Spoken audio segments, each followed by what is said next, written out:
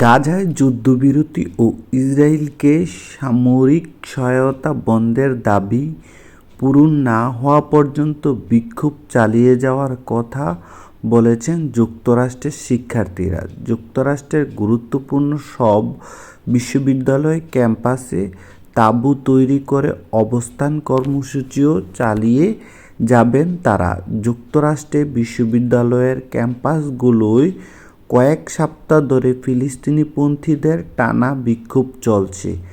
আটক করা হয়েছে কয়েকশো বিক্ষোভকারীকে, এতেও তাদের দামানো যায়নি। এমন পরিস্থিতিতে গত রোববার হোয়াইট হাউস জানিয়েছে, ক্যাম্পাসগুলোয় চলমান বিক্ষোভ অবশ্যই শান্তিপূর্ণ হতে হবে।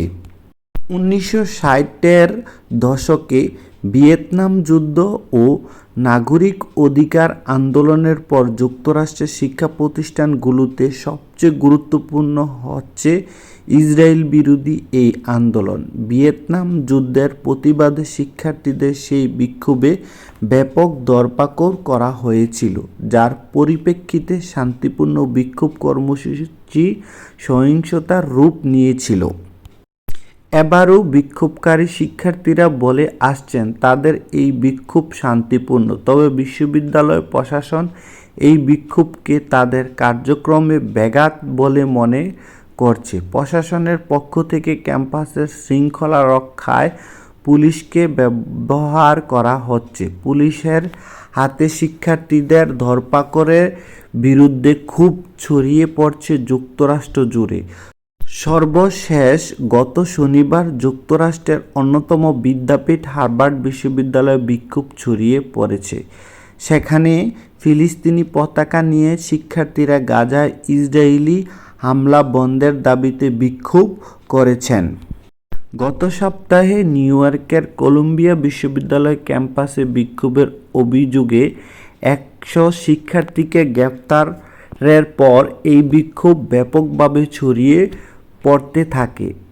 গার্ডিয়ান এ খবর বলা হয়, গতকাল সোমবার নিউ ইয়র্কের ওয়াশিংটন স্কয়ার পার্কের উপরে নিউ ইয়র্ক পুলিশ বিভাগের বিশেষ বাহিনী স্ট্র্যাটেজিক রেসপন্স গ্রুপকে ড্রোন নিয়ে সতর্ক টহল দিতে দেখা যায়। নিউ ইয়র্ক বিশ্ববিদ্যালয় ক্যাম্পাসে ইসরায়েলের বোমা অর্থ দিচ্ছে এনওয়াইইউ আজ কত শিশু হত্যা করেছ এমন প্রচারপত্র বিলির সময় 120 শিক্ষার্থীকে গ্রেপ্তার করা হয়। গত শনিবার কলম্বিয়া বিশ্ববিদ্যালয় ক্যাম্পাসে অবশ্যই শান্তিপূর্ণ বিক্ষোভ হয়েছে। সেখানে নতুন করে কাউকে গ্রেফতারের ঘটনা ঘটেনি, তবে অন্য কয়েকটি ক্যাম্পাসে নতুন করে শিক্ষার্থীদের গ্রেফতারের ঘটনা ঘটেছে। এর মধ্যে ইউনিভার্সিটি অব সাউদার্ন ক্যালিফোর্নিয়া বিপুল সংখ্যক পুলিশ মোতায়েন করা হয়েছে। সেখান থেকে 2 শতাধিক শিক্ষার্থীকে আটক করা হয়। বিশ্ববিদ্যালয়ের বাহিরে বিভিন্ন সংগঠন শিক্ষার্থীদের আন্দোলনের সমর্থন জানিয়েছে। সেন্ট লুইসে ওয়াশিংটন বিশ্ববিদ্যালয় থেকে 80 জনকে গ্রেপ্তারের ঘটনা ঘটেছে। এই নিয়ে গত সপ্তাহ থেকে চলমান এই বিক্ষোভে 900 জনের বেশি শিক্ষার্থীকে গ্রেপ্তার করা হয়েছে। বিক্ষোভ দমনে পুলিশকে ব্যবহার করা নিয়ে বাইডেন প্রশাসনের সমালোচনা হচ্ছে। ফিলিস্তিনের গাজায় ইসরায়েলি বাহিনীর নির্বিচার হামলার প্রতিবাদে বিক্ষোভ করেছে শিক্ষার্থীরা। হোয়াইট হাউস থেকে বলা হচ্ছে, ক্যাম্পাসগুলোয় চলমান বিক্ষোভ অবশ্যই শান্তিপূর্ণ হতে হবে। বিক্ষোভের বিষয়ে জাতীয় নিরাপত্তা কাউন্সিলের মুখপাত্র জন কার্বি বলেন, সব মানুষের শান্তিপূর্ণ প্রতিবাদের অধিকারের প্রতি আমরা শ্রদ্ধাশীল, তবে বিক্ষোভ থেকে ইহুদিদের প্রতি বিদ্বেষমূলক যেসব ভাষা আমরা শুনতে পেয়েছি তা নিন্দনীয়। ঘৃণা ছড়ানো বক্তব্য ও সহিংসতার হুমকির নিন্দা জানাই। জর্জ ওয়াশিংটন ইউনিভার্সিটি থেকে শনিবার আটক হন গ্রিন পার্টির প্রেসিডেন্ট পদপ্রার্থী জিল স্টেইন। বিক্ষোভকারীদের সঙ্গে পুলিশের মারমুখী আচরণের তীব্র সমালোচনা করেছিলেন তিনি। আটক হওয়ার আগে তিনি সিএনএনকে বলেন, এটা বাক স্বাধীনতার বিষয়, খুবই জটিল একটি বিষয়, কিন্তু দাঙ্গা পুলিশ এনে দাঙ্গা বাঁধানোর চেষ্টা করা হয়েছে।